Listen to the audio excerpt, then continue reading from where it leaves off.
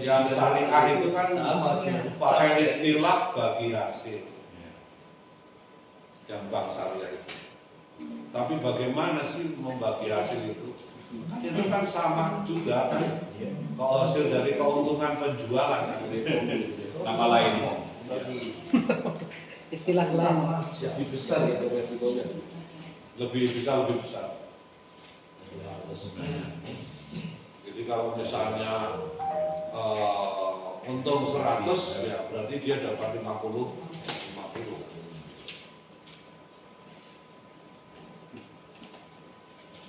Ya itu persoalan di kalangan orang Israel itu. Menarik karena tadi itu kok sampai pada jubah ya. Dikatakan kan sampai pada jubahnya ya.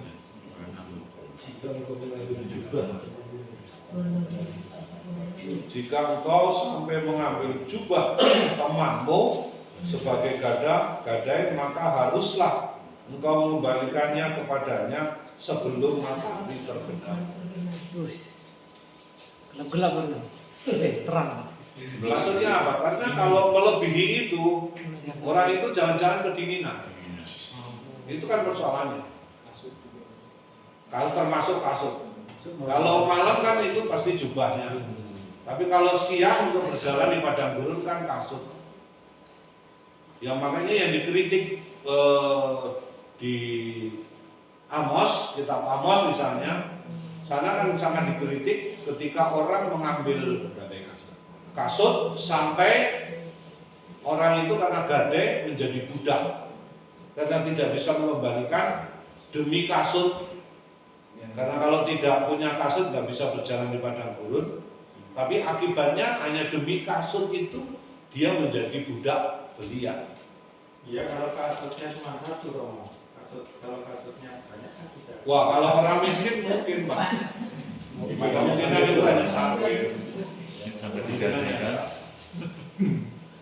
Itu kasus yang terjadi di zamannya Amos. Maka Amos itu kan mengatakan, "Woi, kamu lembu-lembu tambun, tidur di atas baju atau jasnya orang," gitu kan. Kritik. Oh, tapi kalau dilihat di ayat 17 itu baru kita mengatakan itu sebagai hukum apodiktik, Romo. Sementara di ayat-ayat sebelumnya dikatakan sebagai kasuistik, Romo.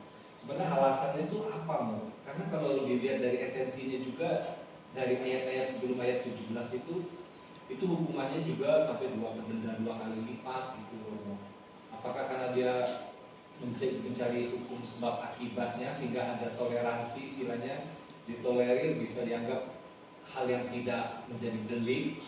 Sementara yang kalau kita menganut yang apodiktik ini, kalau istilah Aristoteles mengatakan bahwa itu sebagai hukum yang nyata-nyata nggak bisa dibantah, nah itu sepertinya ada pemisahan-pemisahan, seakan-akan tuh ada tebang pilih gitu, bagaimana, Ya, ada kasus-kasus tertentu yang memang tidak tidak sama bobotnya, tidak sama nilainya.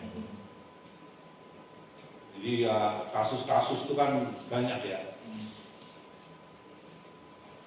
Yang di subuh-subuh yang nggak bisa ditawar-tawar tuh ya berkaitan, misalnya tadi seperti mereka pernah alami, orang Israel sendiri pernah mengalami sungguh sangat miskin dan ketika itu berteriak pada Tuhan.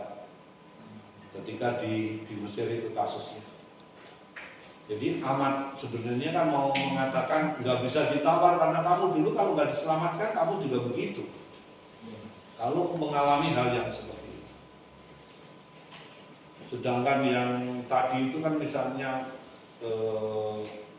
ayat-ayat yang sebelumnya itu kan kata hukumannya berat lalu dimasukkan ke situ, menimbulkan kerugian yang amat berat. Tapi itu kan apa ya namanya kasus-kasus tertentu, butuh pertimbangan. Nanti kalau di moral kita butuh pertimbangan nilai. ada pertimbangan-pertimbangan nilai. Tapi kalau yang auditif itu memang ya itu sesuatu yang ada dasarnya sangat jelas. Jadi berdasarkan historisitasnya jelas. Terus kalau jurisprudensi yang pasal ayat 21 itu jurisprudensi Yahudi atau punya Mesir? Yahudi, Yahudi ya Israel. Tapi setidak-tidaknya kalau kita lihat di sini mau untuk membandingkan aja mau.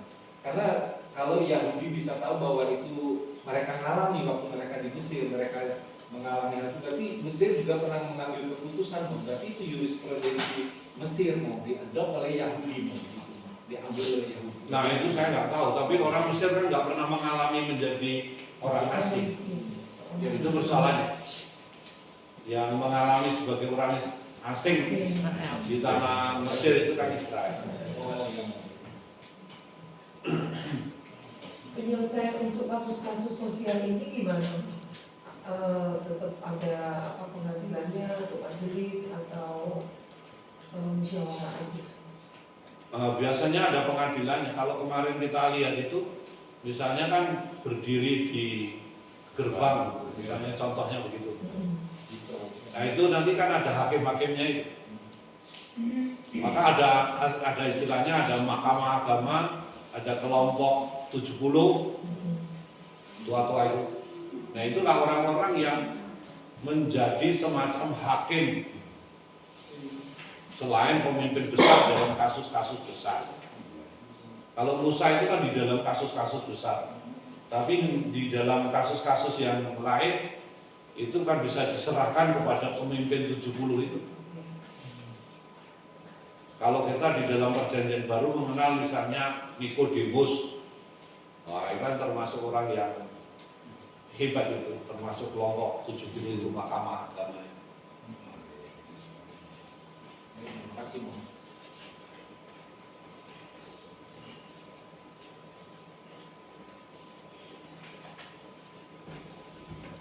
Jadi sebenarnya ya bisa menjadi dasar di kemudian hari ya. Tapi kan sudah kelihatan di situ yang namanya soal solidaritas, toleransi,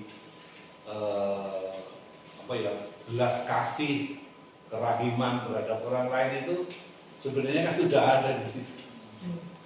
Jadi kita bisa bayangkan kalau orang asing pun itu dilindungi sampai begitu, apalagi sebenarnya sesamanya, nah, itu kan.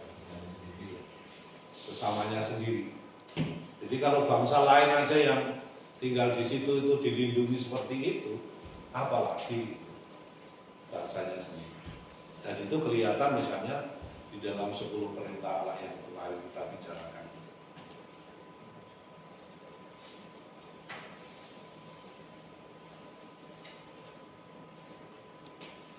Cukup begitu?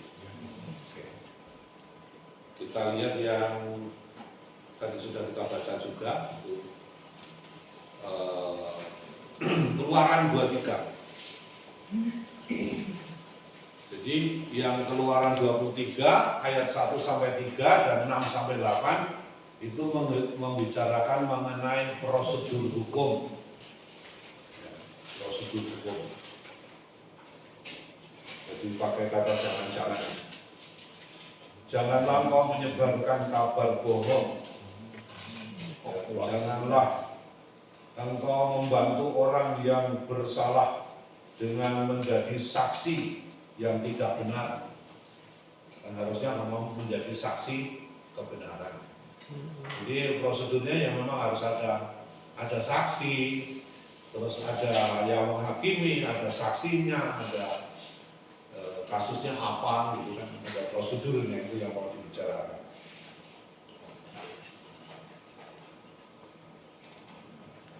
Dan sangat jelas itu kalau menjadi saksi itu seperti apa gitu. Janganlah kau turut-turut kebanyakan orang melakukan kejahatan dan dalam memberikan kesaksian mengenai sesuatu perkara, janganlah kau turut-turut kebanyakan orang untuk membelokkan hukum. Nah, itu. Sekarang itu berbeda ya kadang-kadang.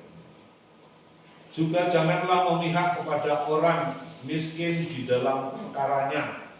Jadi Apa maksudnya? tetap bahwa yang salah Yang itu miskin salah ya salah. Itu ya. Jadi apa ya namanya? Oke. Yang objektif itu